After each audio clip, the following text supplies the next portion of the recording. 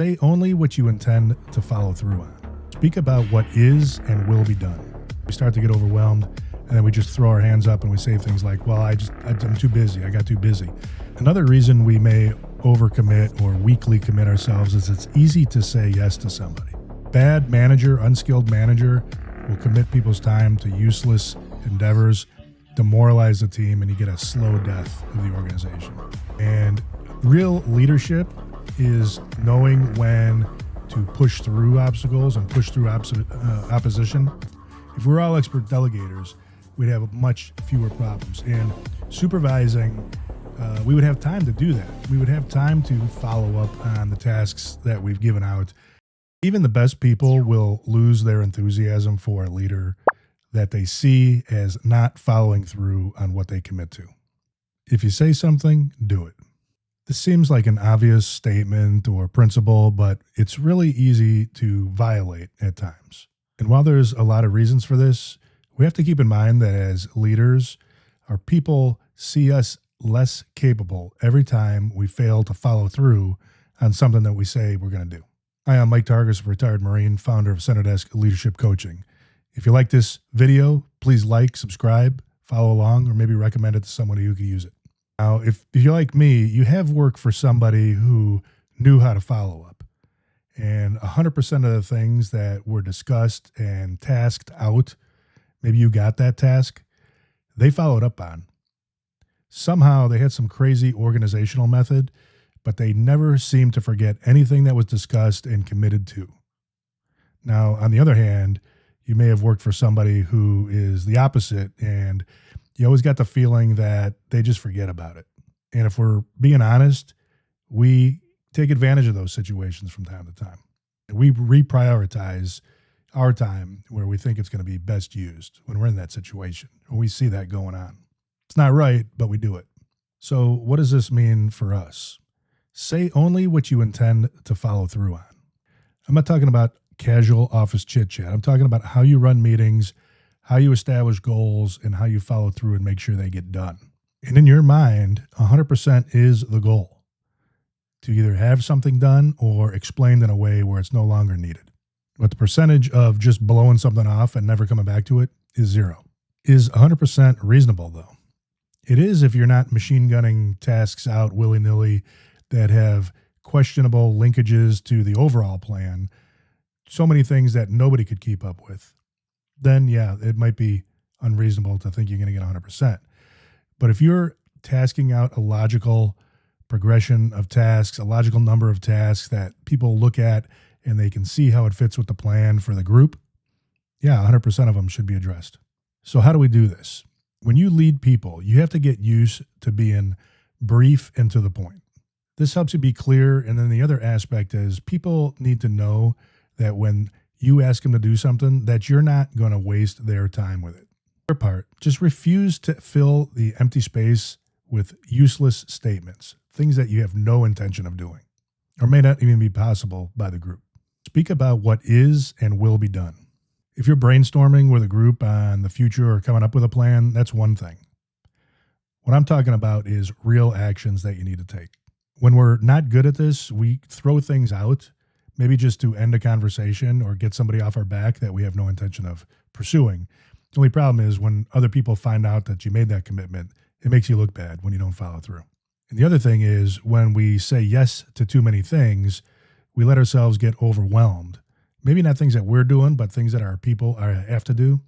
And it's impossible or seemingly impossible for us to keep up with it. We start to get overwhelmed, and then we just throw our hands up and we say things like, well, I'm too busy. I got too busy. And we give up. We put it to the side. Not the way to handle it.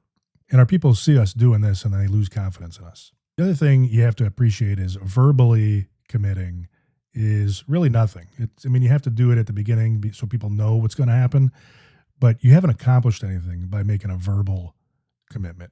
You have to have the action behind it. A lot of people say a lot of things, but the number of people that actually follow through to the end is much smaller. Be one of those people, though. Another reason we may overcommit or weakly commit ourselves is it's easy to say yes to somebody. It's much harder to hold on course to the plan, or uphold a standard for the organization. And especially when we're dealing with people who may have some kind of influence over us, or maybe they used to be our boss or something like that. The roles are reversed. It might be difficult to say no, but the way you need to think about it is that you're committing your people's time in a wasteful direction when you do that. So that's my advice in that situation is when you feel pressured to say yes, you got, and I made a post on this a few months ago, take a step back and look at it through the eyes of the people that are actually going to be doing the work and following through on it. Few things are as demoralizing as wasted time. And put it in those terms when you say you can't do it. But the one thing that you can be assured of is people are watching us and how we handle these situations. And they're going to follow the example we set. And few things are more important, as it shows in the book First Break All the Rules by Buckingham and Kaufman. The number one priority in an organization is to develop that leadership team or that management team, or specifically, as they say, the manager's capabilities in that team. People stay in a job or they leave because of the manager. You know this. So the manager, if they're good, can make a real positive difference. But if the managers have no skills, they don't know how to handle situations like this, you can just imagine, and maybe you probably have been in this situation at some point or some degree, bad manager, unskilled manager will commit people's time to useless endeavors, demoralize the team, and you get a slow death of the organization. Another reason we can fail to follow through is changing priorities. Similar to the getting pressure from people to change course, when we change priorities, we go against a plan perhaps, we are wasting an unknown amount of time. For example, when we publish a plan, one of the reasons you do that is so that people can know and understand the plan. They can exercise initiative. They can work things on their own, that they can see written down how they're going to contribute to the overall success of the organization. But if you change priorities, if you come off plan, you have no idea how much of that time you're wasting.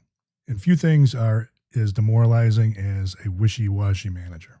The next thing is when things get difficult, a lot of times we can convince ourselves that it's time to change direction or change course. And real leadership is knowing when to push through obstacles and push through opposition.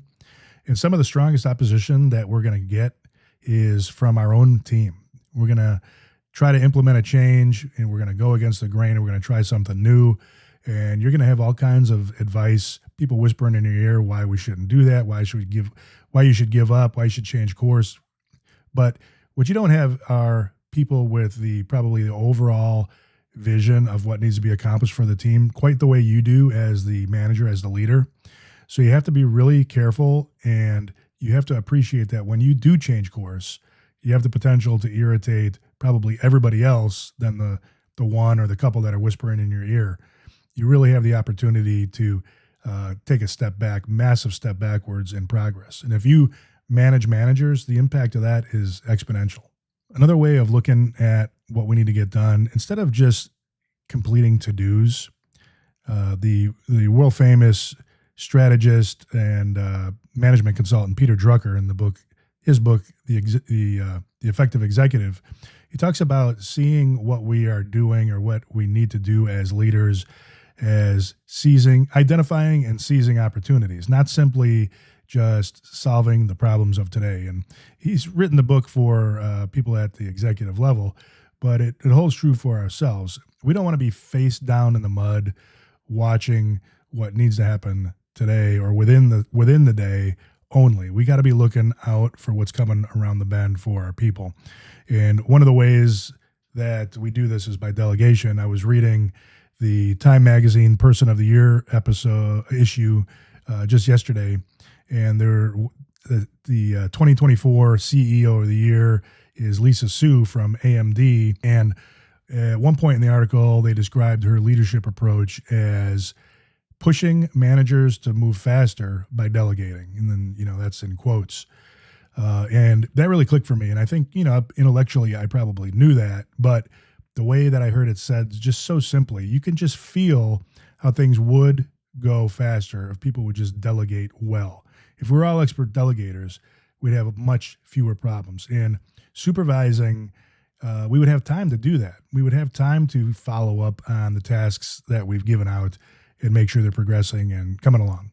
But too often we do too much work ourselves We focus on what's on our desk right in front of us, and we fail to make sure things are coming along, and lo and behold, we miss deadlines and things like that. So in closing, this is an important principle for us. Always do what you say you're going to do, or conversely, don't say you're going to do something unless you're actually going to do it. And we need to operate in principles because we're rarely going to see the same situation twice. That's why the organization needs us. You need managers, you need leaders to navigate through the real circumstances that people are dealing with on a daily basis. Yeah, the principle we're talking about, doing what you say you're going to do. Ask yourself that several times a day. Every time you have a conversation, anytime you're talking to somebody about something that needs to be done, do we have the ability to really do that, complete the task? And chances are you're going to have opportunities to say no. And sometimes you have to say yes, and then you got to figure out how to do it. But if you have the ability to be selective, really take advantage of that situation to enhance the completion percentage, the likelihood of a win for your group. And this especially goes for your one-on-one commitments. When you're talking to one of your people one-on-one, they need something from you, they're asking you to do something, or maybe it's your idea and you say you're going to do something. It doesn't matter how small it is, you have to do it. If you go back on a one-on-one commitment for somebody, there's really no way to lose people's trust faster. It's got to be handled. So that's it. Hope you enjoyed this short talk on a really important topic, doing what we say we're going to do. If you'd like more information on topics like this or resources that you can use with you and your team, if you go to my website, www.center-desk.com, in the resources area, I've got free PowerPoints, free infographics you can download, no cost. Use them with your team. If there's something you'd like to see, drop a comment down below and we'll look at it. Thanks.